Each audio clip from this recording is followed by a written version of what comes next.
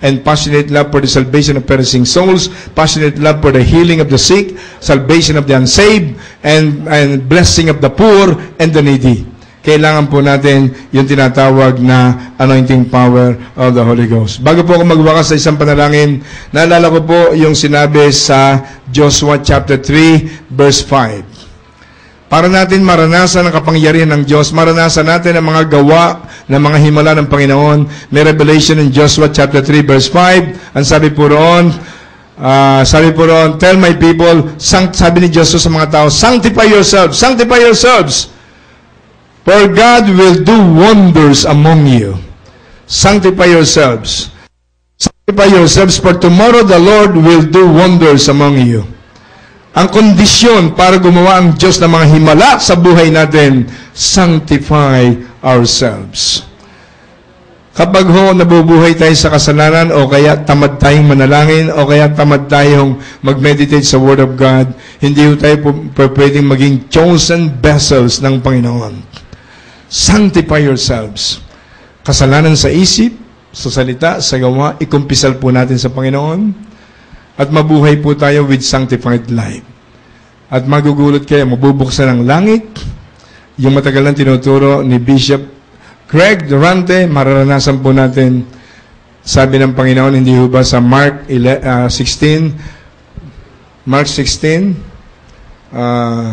yung Great Commission ng Panginoon, go ye into all the world and preach the gospel to every creature, and he that believeth and is baptized shall be saved, he that believeth not shall be condemned. And this sign shall follow those who believe. In my name you can cast out devils, you shall speak with new tongues, you shall take up serpents, or drink any deadly thing, it shall not hurt you, and you shall lay your hands on the sick, and the sick shall recover. Sa King James Version Bible po na Mark 16, verse 15 up to verse 18. This sign shall follow those who believe. Hindi yung sinabing, these signs of miracles will follow those who are pastors, who are evangelists, who are prophets, who are apostles, who are Bible teachers. No! Ang sabi po ron, this sign shall follow those who believe. Every believer is entitled to exercise the authority and power, anointing power of the Lord. Because God is the respecter of persons. Amen? Palapakan po natin ang Panginoon. Hallelujah. Paano po? Ako magpe-pray po ako para I'll just release my faith for you to receive fresh anointing power of the Holy Ghost. Naalala ko lang bigla yung teaching dito. Nung si David ay labanan niya si Goliath, kaya niya tinalo si Goliath because of the anointing. Pero bago yon, sa 1 Samuel chapter 16, ay sinabi ni Diyos kay Propeta Samuel, Samuel, pahiran mo ng langis yung isang anak ni Jesse. Itatransfer sa kanya ang kingly anointing. Sabi ni Dr.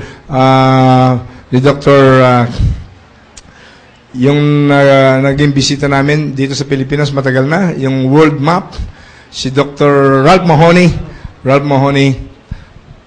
ang sabi ho niya, ang ibig sabihin po ng kingly anointing doon sa Old Testament ay baptism ng Holy Spirit sa New Testament.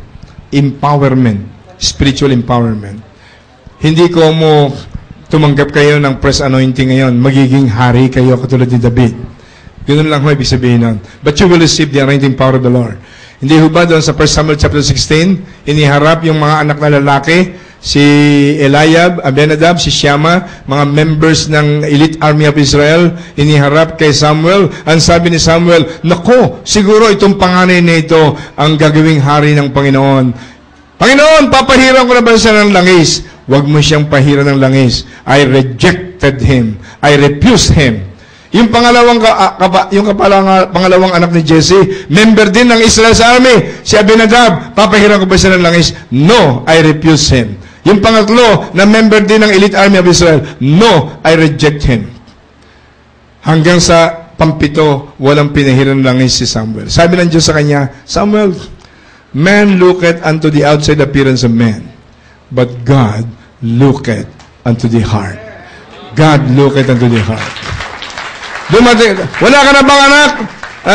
Ibang lalaki, meron pa, pero bata pa. Doon, tagapag-alaga ng hayop namin. Patawag mo, dumating si David. Anong sabi ng 1 Samuel chapter 16, beginning verse 12? Excuse me, verse 13. He is the man. Arise, anoint him. At nung pahiran si David, the Spirit of God came down to David, and he was never the same again. Mga magulang at kapatid, before I close in prayer, importante, magkaroon tayo ng puso na katulad ni David, a heart that is after the heart of God. Tumayo po tayong lahat sandali. Glory to God. Hallelujah. Praise God, praise God. Ako po'y mananalangin na lang ng isang panalangin. Glory to God. Alam niyo ba yung pure heart? Pwede ho bang awitin natin yung awit na pure heart with the help of our music minister here? Bago lang po tayo magwakas sa isang prayer, na gusto ko hong lahat tayo matanggap natin yung fresh fire from the Lord. The fire of God for evangelism na matagal nang nakikita na naman natin kay Bishop Greg Durante. At ang condition po roon, blessed are the pure in heart, for they shall see God. Let's sing that song now. Pure heart.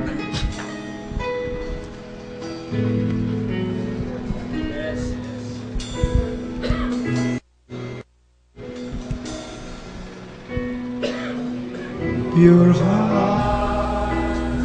That's what I A heart that follows after you. A pure heart. That's what I long for. That's what I long for. A heart that follows on after thee. A heart that finds your words. A heart that finds your words. So that sin will not come in. A heart that's undivided. A heart that's undivided. But one you rule and reign. A heart that needs compassion. Pleases you, my That Lord. pleases you, my Lord. A sweet aroma of A worship. sweet aroma of worship that rises to your throne. Tayo'y manahimik sandali at ako magwawakas po sa pananalangin. Dakilang Diyos, amang sumasalangit na ngayon ay alam kong nakatingin sa lugar na ito. Kasama po namin ang iyong presensya. Sapagkat ikaw may sabi kung may 2 o 3 nagkakatipon sa iyong pangalan, ikaw ay nasa kanilang kalagitnaan.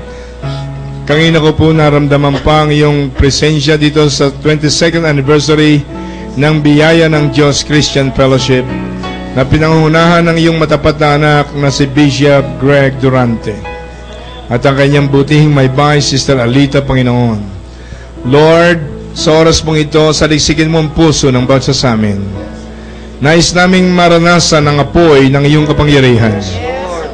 Nais naming maranasan ng fresh anointing power of the Holy Spirit upang kaming lahat ay magtagumpay sa gitna ng magulong sanlibutan.